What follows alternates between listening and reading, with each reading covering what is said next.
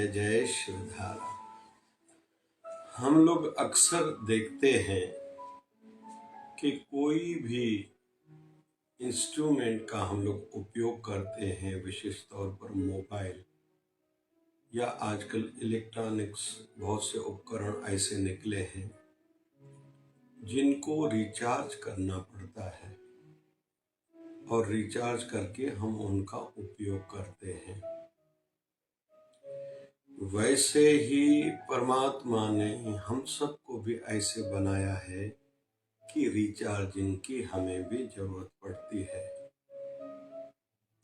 24 घंटे में से 8 घंटे हमारे शरीर को विश्राम, आराम की जरूरत पड़ती है और सुबह उठते ही फ्रेशनेस की अनुभूति होती है, उत्साह में रहते हैं, काम करने के लिए तैयार हो जाते हैं।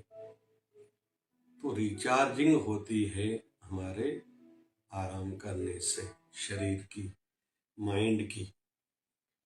और इसलिए आवश्यक है जितना काम करना उतना ही आवश्यक है आराम करना, यह भी मान्यता है। और यह सबके लिए है, बालक है, वृद्ध है, पुरुष है, नारी है, संसारी है, साधु है, या किस भी आयु का, किस भी फील्ड फैकल्टी का कोई व्यक्ति है, तो रिचार्जिंग के लिए आराम करना पड़ेगा। और इसलिए ही महत्वपूर्ण है जितना काम करना उतना आराम करना। और माइंड को और बैलेंस्ड करने के लिए और रिचार्जिंग की जरूरत है, शक्ति की जरूरत है। वह आती है ध्यान से, भजन से।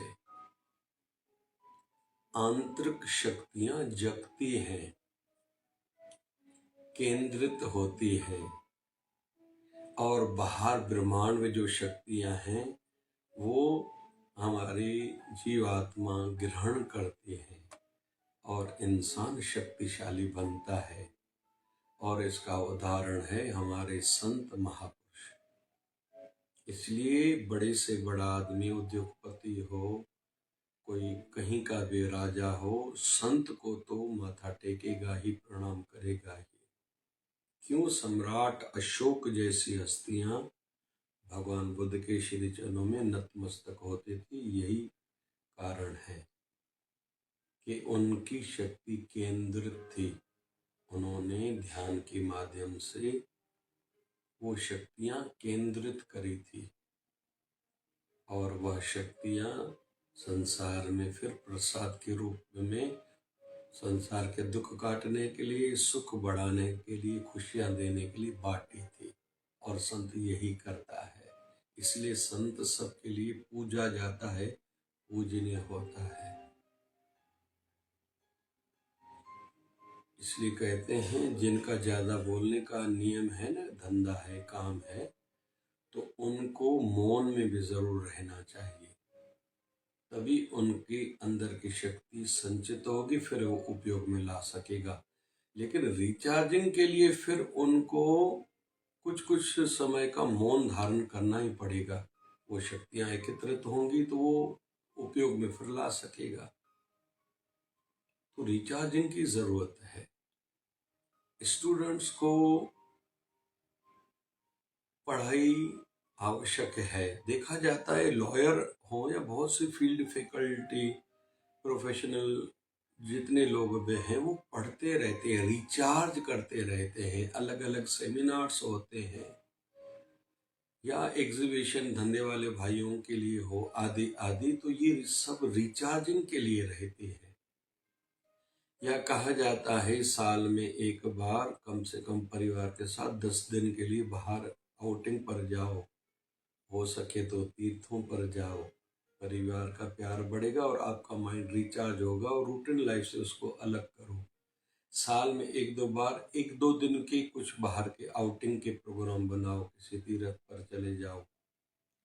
और हफ्ते में एक बार कम से कम छुट्टी के दिन कुछ घंटों के लिए रिचार्ज होने के लिए एकांत में बैठो, कुछ शास्त्र पढ़ो, रिचार्ज करो और डेली लाइफ में भी रोज सत्संग कथा सुनो तो रिचार्जिंग होगी। माया में शक्ति खपती है और सत्संग भजन ध्यान से संचित होती है।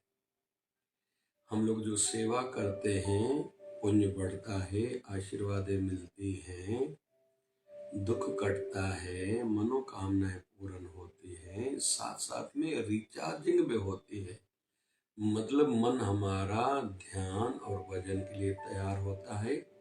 सेवा से झाड़ू लग गया, अभी धरती, दिल की धरती तैयार है नाम रूपी बीज अंकुरित करने के लिए। पहले तो बीज बोने के लिए, फिर बीज अंकुरित करने के लिए, फिर आगे चल के फल मिलेंगे सुख के रूप में।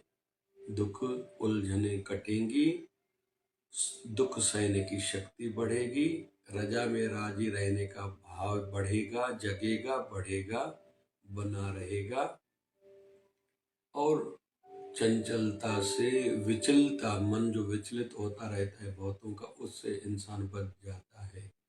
लेकिन पहले सेवा करनी होगी। तो ये सब रिचार्जिंग के लिए है, केवल मोबाइल रिचार्ज के लिए आवश्यक नहीं है। आजकल ई रिक्शा हो, ई टू व्हीलर हो, फोर व्हीलर हो, उनको रिचार्ज हम लोग करते हैं, लेकिन उनसे कई गुना ज्यादा हमें रिचार्ज होने की जरूरत है।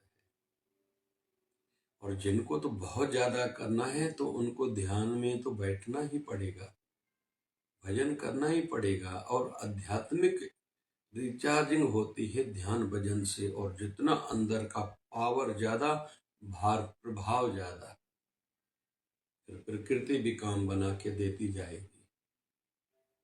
पहले के जमाने में बहुत लोग ऐसे करते थे, या आज भी बहुत से समाजों में ऐसे लोग हैं, साल में गुरु दर पर चले जाते, 15 दिन के बाद, एक दिन के बाद फिर मोबाइल तक बंद कर देते हैं। ऐसे हमने लोग देखे हैं कि अभी हम गुरु शरण में आए हैं भजन बढ़ाने के लिए, ध्यान बढ़ाने के लिए, सेवा करने के लिए, गुरु की आशीर्वाद पाने के लिए। अभी दुनिया से कुछ क्षण के लिए, कुछ दिनों तक हम डिटेच रहेंगे, दूर रहेंगे, और गुरु से, परमात्मा से, भक्ति से, आध्यात्मिकता से अटैचमेंट बढ़े, प्यार बढ़े।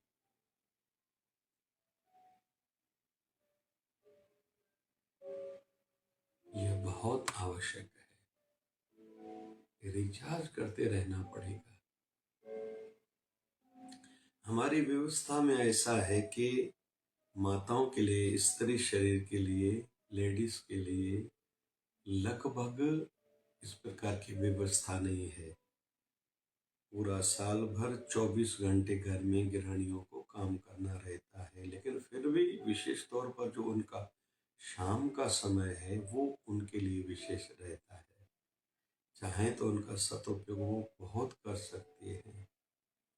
और फिर से निवेदन करूं, माइंड और शरीर दोनों को रिचार्ज करना है। ध्यान बहुत बढ़िया यहाँ अपना योगदान देगा, बहुत फायदा होता है, लाभ होता है जो लोग ध्यान और भजन में बैठते हैं।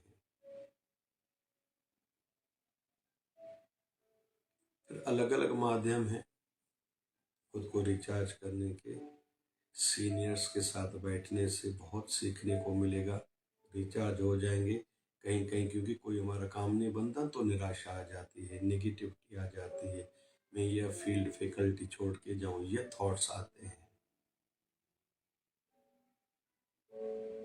और इसलिए पहले जो गुरुकुलों में बच्चों को भेजा जाता था, बचपन में ही गुरुदेव ऐसी अंदर में आदतें डालते थे बच्चों को अलग अलग माध्यमों से कि जिंदगी भर वो कभी टूटे नहीं, बिखरे नहीं, और गिरे तो उठ जाए, और दूसरे के सहारे नहीं नीचे पड़ा रहे कि कोई और आके मुझे उठाए। और परमात्मा ने तो पहले ही ये सब बना के रखा है। इंसान को ही घुमाना सिखाया जाता है, बाकी जितनी पशु पंछी हैं उनको घूमना कौन सिखाता है। एक हथनी के बालक हो या किसी का भी पशु का बालक हो, पीछे से माँ ही धक्का देती है, उठो भाई चलो।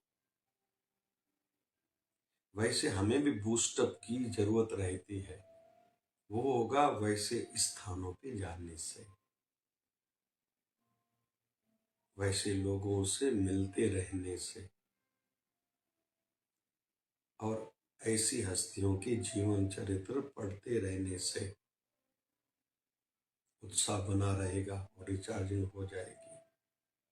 कहते हैं ना कि ओलंपिक्स में, अभी नाम दोनों नहीं बता पाऊंगा, एक व्यक्ति ने 2001 में रिकॉर्ड तोड़ दिया कि एक ही साल में 7 अवार्ड जीते थे। दूसरे व्यक्ति के माइंड में आया 2004 में कि मैं 2008 वाले ओलंपिक्स में इसका रिकॉर्ड तोड़ूंगा। फिर मन में विचार आया, उसने यह सब कैसे प्राप्त किया था? एंड रिजल्ट तो मैंने देखा, परिणाम तो देखा कि उसने 7 मेडल जीते। उसके लिए रोज वो अभ्यास प्रैक्टिस कितनी करता था, तो उसने पता किया कि 8 घंटे। स्विमिंग का विषय चल रहा है, स्विमिंग, पानी में तैरना। इसने संकल्प किया कि मुझे रोज 12 घंटे करना है, और रोज 12 घंटे स्विमिंग करता था। 4 साल 20,000 घंटे वो पानी में रहा था। वैसे संभव नहीं है, लेकिन उसका जुनून था, क्रेजी था, पैशन था उसके अंदर में, तभी वह इस उपलब्धि को प्राप्त कर पाया। तो हम लोग भी कभी किसी को, बड़े किसी को देखें, उसकी जैसी पदवी हम पाना चाहते हैं, लेकिन वो मेहनत कितनी करता है, उसने कितनी की है, पहले उस पर ध्यान दें ना, तो रिजल्ट हमें खुद ही मिलेगा। ये रिचार्जिंग तब आएगी, उत्साह तब बढ़ेगा जब वैसी महान हस्तियों को देखेंगे गहराव से, उनके जीवन में झांकेंगे और वो अपनाएंगे, और उनका रिकॉर्ड काम करने के समय दृष्टि से या प्रोसेस में मुझे तोड़ना है, तभी वो हम लोग सक्सेस उन जैसे या उनसे आगे भी हम लोग पा सकते हैं। ये केवल बोलने का विषय नहीं है। स्वामी विवेकानंद महाराज की स्मरण शक्ति बहुत थी। स्वामी रामकृष्ण परमहंस माता काली माता से बात करते थे। हमारे गुरुदेव 1008 सदगुरु स्वामी शिव भजन जी महाराज को 1972 में एक मुखिया थी कादरपुर की, जिनका नाम था मूलचंद। उन्होंने देखा था, अंग अंग हमारे गुरुदेव की अलग थे। ये हाथ इधर, वो हाथ उधर, ये टांग उधर, वो टांग उधर, सर अलग, धड़ अलग, टांगे अलग। उनको लगा कि बाबा जी को शायद किसी ने काट दिया है। जब वो जाने लगा तो बाबा जी ने पीछे से आवाज दी, मुखी साहब कहाँ जा रहे हो? बोले, बाबा जी अभी तो मैंने आपको शरीर टुकड़ा टुकड़ा देखा, अभी तो आप ठीक ही बैठे हैं। बोले, हम लोग थोड़ी योग साधना कर रहे थे। हमारे गुरुदेव को किसी ने उड़ते हुए भी देखा था, और एक पीर रावलपिंडी का सीखने भी आया था, मुझे उड़ना सिखाइए। हमारे गुरुदेव ने कहा, हम सिद्धियां दिखाने वाले, चमत्कार दिखाने वाले नहीं हैं। हम तो नहीं थे, और कोई होगा? तो उन्होंने कहा, नहीं, मैंने आपको ही देखा था। तो हमारे गुरुदेव भगवान ने कहा कि हाँ, ऐसा सुना है, संत किसी भक्त का दुख दूर करने हेतु, कार्य सिद्धि करने हेतु जाते हैं, लेकिन वह मैं ही नहीं था। हम नहीं जानते, लेकिन गुरुदेव भगवान ऐसे सिद्ध महापुरुष थे।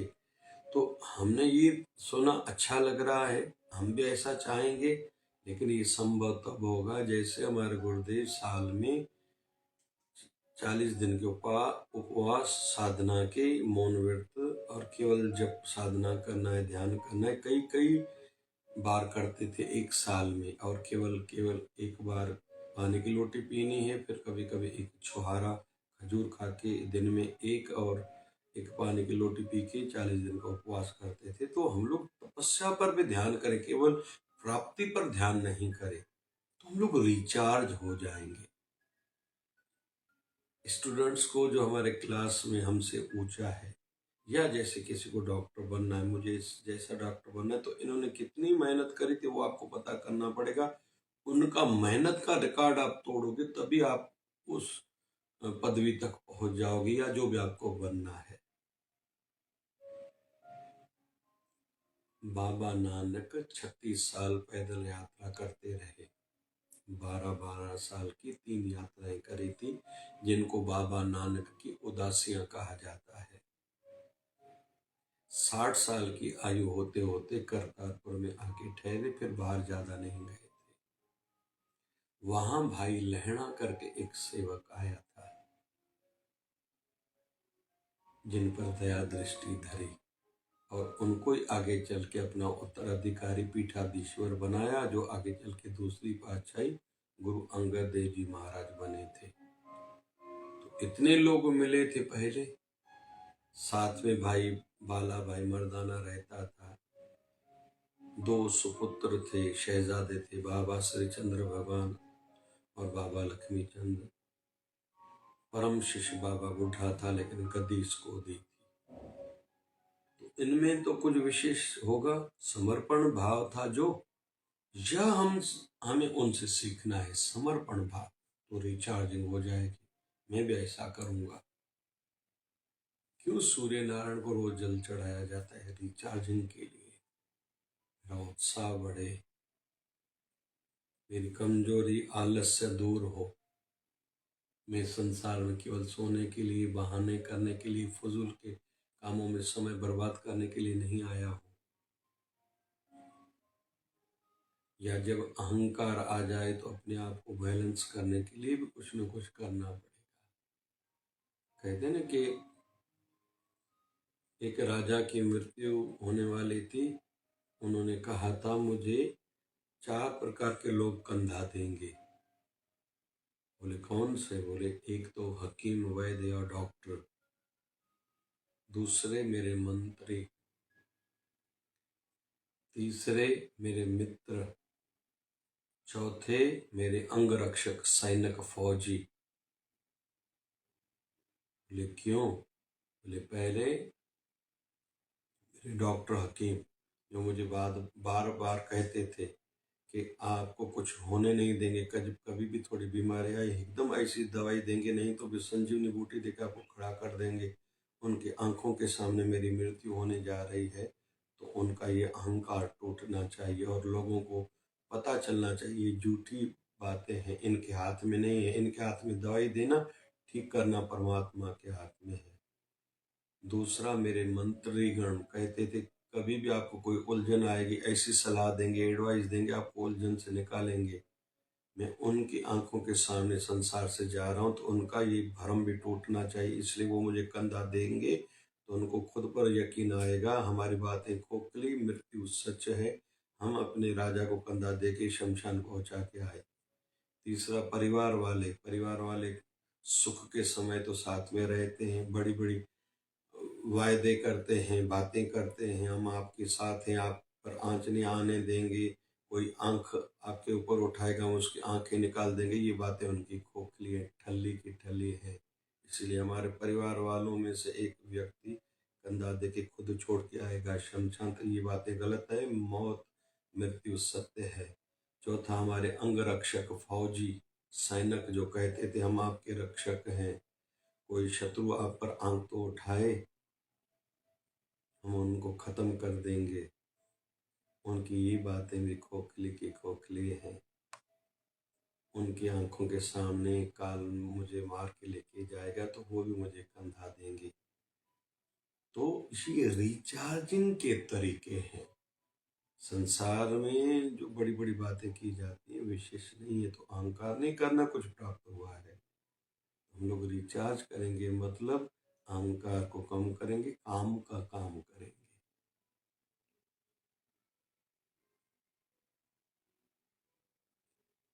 6, 7, 8 मार्च हर वर्ष की भांति इस वर्ष भी पूज्य शिवधाराश्रम रामपुरी में सदगुरुदेव भगवान जी का जन्म जयंती का शिवधारा महोत्सव मनाया जा रहा है।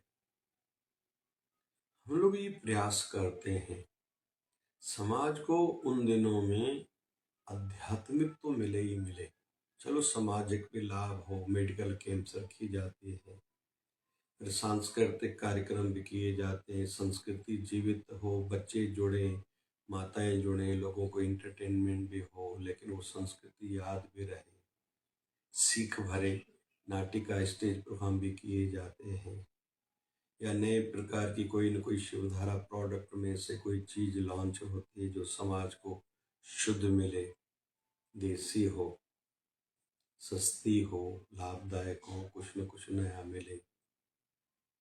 बहुतों को हमारे शिवधारा का हेयर ऑयल अच्छा लगता है, जिनके बाल झड़ते हैं। रात को लगाना है हफ्ते में 3 बार, और केश रक्षक शैम्पू फिर सवेरे उससे बाल धोने हैं हफ्ते में 3 बार। आंवला रोज खाना है। 6 महीने तक ऐसा कोई करे, बालों की समस्या दूर होती है। तो ऐसे अलग अलग कुछ ना कुछ किया जाता है, लेकिन साथ साथ में सत्संग, प्रवचन और ध्यान के माध्यम से रिचार्जिंग होती है भक्तों की, जो माया में ग्रस्त हो गए, धंधा बढ़ गया या धंधा कम होने के कारण चिंतित थे या बहुत काम कर रहे थे, तो रिचार्जिंग होती है आध्यात्मिकता की। आओ भैया, सेवा भी करो, जो आपने कहीं कुछ समय तक नहीं की थी, सेवा भी करो। गुरु भाई गुरु बहनें मिलो, आपस में वो वातावरण भी बने। वैसे तो ये व्यवस्था रोज की है, सुबह 8:30 से 9:30 बजे पूज्य शिवदार आश्रम सिंधु नगर में ये रोज का नियम है। ध्यान और सत्संग, आधा घंटा पहला ध्यान, आधा घंटा सत्संग रिचार्जिंग के लिए ही है। या सोशल मीडिया पर, फेसबुक हो, यूट्यूब पर हो, रोज अलग अलग प्रकार के टॉपिक्स क्यों वीडियो डाले जाते हैं? रिचार्जिंग के लिए। तो खुद को रिचार्ज जरूर करें, उत्साह बढ़ेगा, काम करने की क्षमता बढ़ेगी, कैपेबिलिटी और कैपेसिटी काम करने की बढ़ेगी। रिचार्ज जरूर करना पड़ेगा। गुरु दर पर चले जाएं, बैठ जाएं, बातें नहीं करें, दुनियादार की वहां चर्चाएं ना हो। उपवास भी रिचार्जिंग के लिए जब करें ना, तो पूरा दिन या तो निराहार रहना चाहिए जल पे, या तो फलाहार, नहीं तो एक टाइम का भोजन। फिर मौन भी रहें, एकांत भी रहें, ध्यान करें, भजन करें। मन विचलित हो रहा है तो सत्संग कथा सुने। मोबाइल का युग है, ईयरफोन डाल के बैठ जाए, रिचार्जिंग होगी। शरीर की डिटॉक्सिफिकेशन होगी, प्यूरिफिकेशन होगी। थोड़ी जठराग्नि को रेस्ट मिलेगी, होने वाली बीमारियों से खुद को बचा पाएंगे, लेकिन उसका सदुपयोग करें, नियमों का ध्यान करें। रिचार्जिंग शरीर की हो जाएगी। प्राणायाम से भी रिचार्जिंग होती है, व्यायाम से भी रिचार्जिंग होती है। एकांत में, लेकिन एक में विचारों का अंत हो, बस ध्यान करें, भजन करें, तो रिचार्जिंग होती है। तो आज हम लोग सीख रहे हैं, रिचार्जिंग बहुत बढ़िया गुण है। इसके माध्यम से हम खुद का विकास करें। खुद का भला किया तो दूसरों का भला भी हम कर पाएंगे। परमात्मा दया करे, हमारे जीवन में यह गुण आए। जय जय शिवधारा, जय जय।